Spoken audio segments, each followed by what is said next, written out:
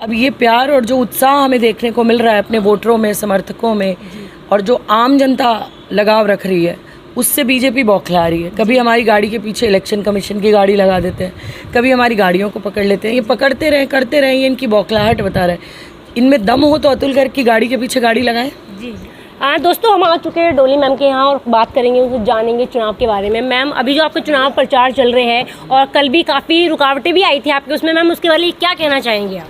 कुछ नहीं है, भाजपा बौखला गई है।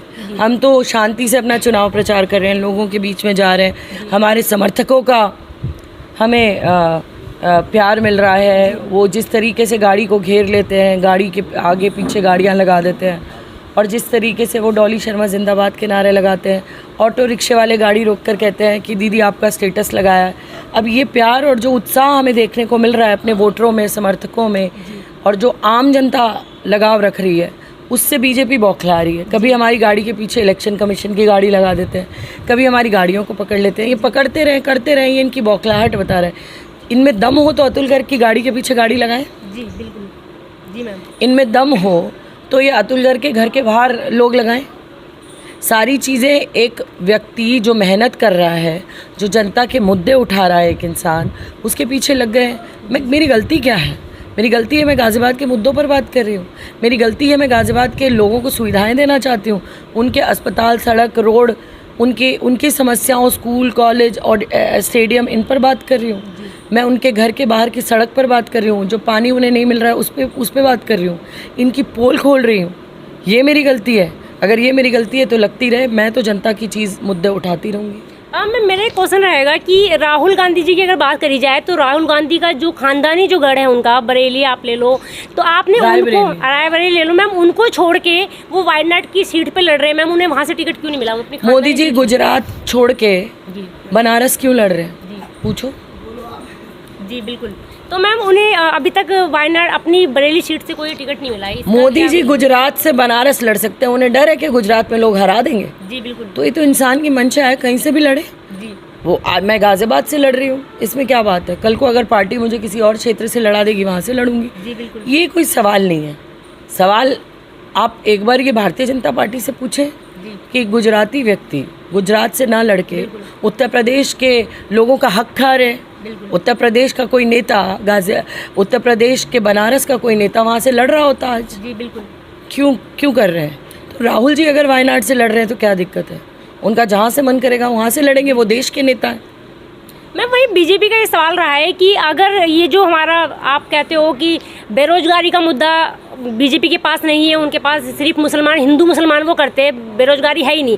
उनका ये कहना है कि वो तो बेरोजगारी का जो मुद्दा है वो चाचा नेहरू के ज़माने से ही चला आ रहा है, और अगर कांग्रेस को बेरोजगारी का इतना वो है तो जहाँ जहाँ कांग्रेस की सीट है वहाँ बेरोजगारी वो ख़त्म क्यों नहीं कर रहे हैं? छत्तीसगढ़ में हमारी सरकार थी जी, और सबसे ज़्यादा एम्प्लॉयमेंट, रोज़गार छत्तीसगढ़ में हमने लोगों को दिया।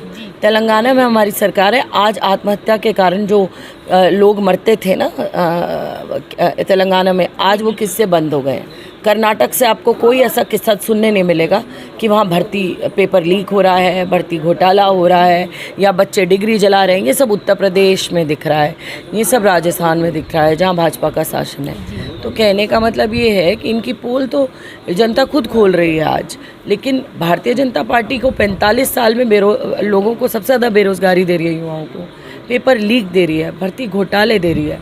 तो ये तो लगातार जनता के सामने दिख रहा है कि अभी कांग्रेस वालों ने जो टिकट दिया है कन्हैया जी को, कैसे ही एक सनातन के खिलाफ रहे, उन्होंने हमेशा सनातन के खिलाफ ही बोला है, तो उससे क्या कांग्रेस जीत जाएगी आपको लगता है? कभी सनातन के खिलाफ कन्हैया कुमार ने नहीं बोला जी। ये झूठ फैलाने की बीजेपी को मास्टर है, ये झूठ फैलाने में। कन्हैया कुमार छात्रों के संगठन से आए हैं, उन्होंने छात्रों के मुद्दे उठाए, राजनीति में आकर लगातार देश के मुद्दे उठाए। इन लोगों को हर उस इंसान से दिक्कत है जो आम आदमी के मुद्दे उठा रहे हैं।